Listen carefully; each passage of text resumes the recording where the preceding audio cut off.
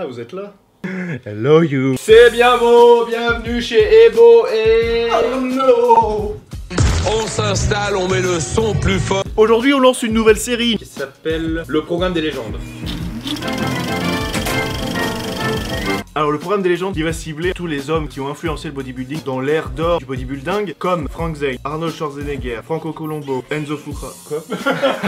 On va retourner aux sources dans les années 70, on va vous expliquer tout leur programme, toutes leurs techniques spécifiques. On va vraiment montrer quelle était leur particularité à cette époque, qui était très intéressante puisque avant, les physiques, ils étaient bien mieux esthétiques qu'aujourd'hui. C'était vraiment des physiques de ouf. Des physiques comme le statut grec quoi. Tout est dans la finesse, dans la symétrie, dans la proportion, alors qu'aujourd'hui le plus important c'est la masse. Plus on est massif, mieux c'est. On a décidé d'illustrer nos propos par le premier homme qui nous a fortement influencé, c'est-à-dire... Qui ça? Bah Frank Zane. Frank Zane.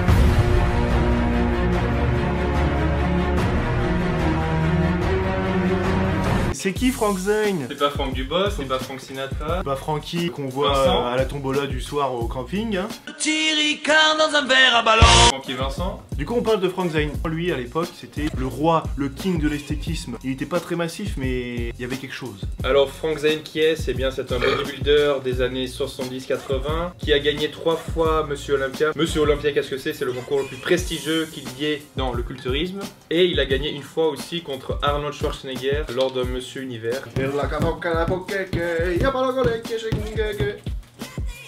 Il est très connu pour sa symétrie, sa proportion. Monsieur Frankie Zane. Il faisait quoi à l'époque? Il était prof de maths. Il avait un master 2 en psychologie expérimentale donc...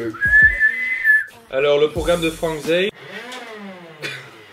Frank Zane, son programme se décrivait par un push-pull legs. Alors en push-pull legs, qu'est-ce que c'est? Programme en 3 jours. Le premier jour, on fait pec, épaule, triceps, donc tous les muscles qui poussent, tout push. Ensuite, c'est pull, en mouvement de tirage. Pull! C'est-à-dire le dos et les biceps. Ouais. Et ensuite, legs, et bien jambes en anglais.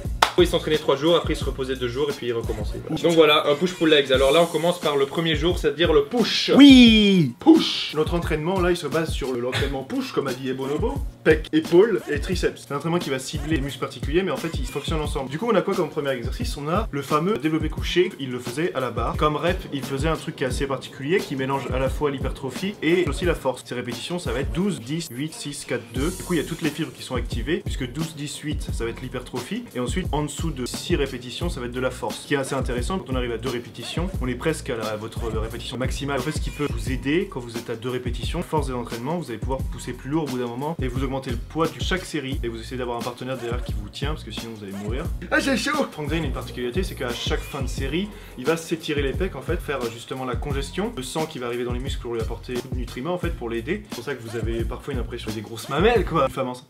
Une mère qui allait, si je puis dire. Le deuxième exercice, ça va être un développé couché incliné aux haltères. En fait, Frank Zane avait une petite particularité. Sa première série, Frank Zane, il la faisait à 70 degrés. Il faisait environ 10 reps. Ensuite, il baissait d'un cran le banc, 45 degrés. Et là, il faisait 8 reps. Il baissait encore pour atteindre 30 degrés. Il faisait 6 reps. Et là, il était à 15 degrés pour finir avec 4-6 reps. Donc voilà, il prenait le temps quand il descendait la barre et puis il explosait. La phase négative du mouvement était beaucoup plus lente que la phase positive. Pour avoir plus de temps sous tension. Et temps sous tension égale masse. Au revoir. Le troisième exercice va faire de l'écarté décliné. Le banc en fait il est comme ça, sa tête est tout en bas et ses pieds sont en haut. Le train bordel le cul. Ah maman. Ah dans l'oreille en plus. Ah j'ai super chaud.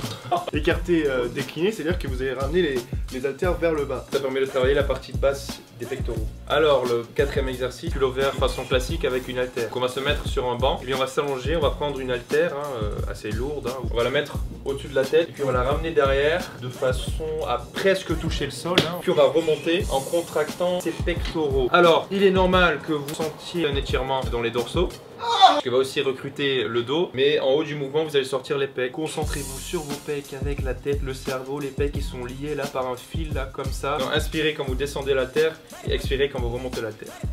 Maintenant on passe aux triceps. On les a un petit peu engagés dans les exercices de développé, couché, etc. Du coup le premier exercice de triceps qu'il va faire c'est le développé couché.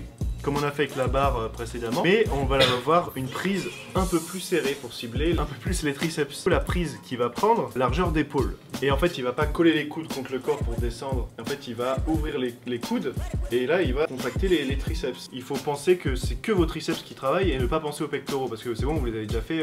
Vous vous concentrez maintenant que sur les triceps. En fait, c'est le même mouvement, sauf que là, vous avez une prise un peu plus serrée. Vous descendez exactement pareil, vous contrôlez la négative, c'est-à-dire la partie où la barre redescend. Du coup, Frank Zen il va s'étirer entre chaque série pour accroître l'afflux sanguin dans le muscle et puis garder la congestion encore plus longtemps pour avoir plus de nutriments et d'oxygène dans le muscle pour le faire gonfler sur le long terme. En fait, là pour le triceps, pour le développer plus serré, c'est que vous allez mettre le bras comme saucisse et vous allez tendre votre bras et puis tourner la main pour engager tout le triceps. Le prochain exercice, c'est l'extension de l'haltère au-dessus de la tête. Hoverhead extension. Tu prends l'haltère en fait, tu prends la bonne haltère. Mais lui, sa particularité en fait, c'est que il va se tenir à un poteau. Allô? Une barre en fer, enfin Ou ce une qu'il fit veut. girl qui fait son pilate dans la salle. Il s'accroche à Geneviève qui fait son aquagym. Enfin, au bout d'un moment, Or je ne sais qu'un- plus, je ne sais un plus. corps de- Moi, je ne sais plus, je ne sais plus. J'ai rien compris, c'est pas grave.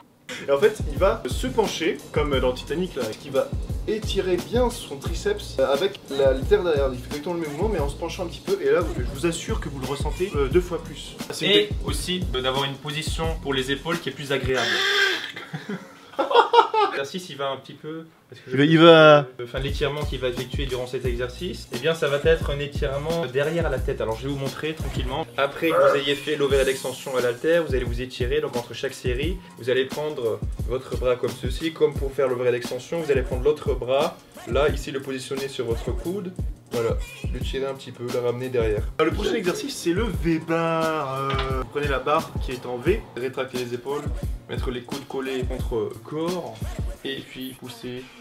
Tout doux, ma belle, tout doux. Il faut toujours avoir bien, un léger flex au niveau du coude, donc jamais tendre le bras. La particularité de Frank Zane sur cet entraînement, c'est qu'il a déjà travaillé la partie antérieure de l'épaule, il a déjà travaillé dans les exercices de poussée, quand développé couché, incliné, etc. Donc il est déjà sollicité. Et lui, il va faire la partie latérale qui est ici, qui donne le gap de l'épaule, et il va aussi faire la partie postérieure. Donc il commence par la partie postérieure, il va faire l'oiseau. Il faut juste se pencher, prendre les haltères et bien contracter et remonter juste les coudes comme ça et contracter l'arrière.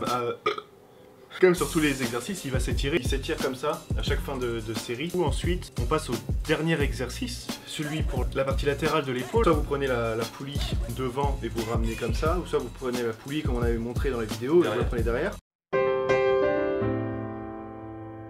Il l'a fait exprès.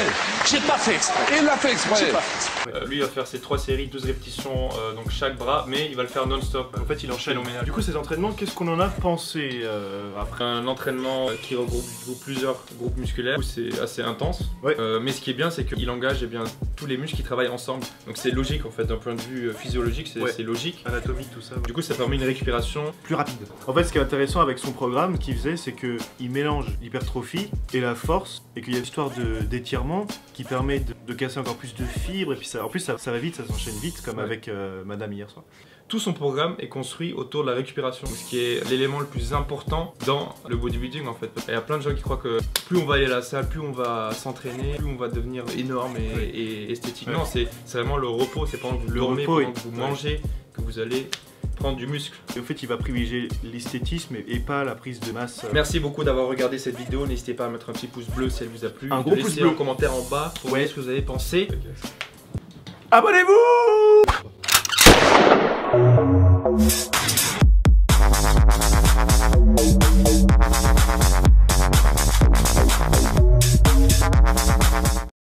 Pour pouvoir avoir un développement complet de ses pectoraux.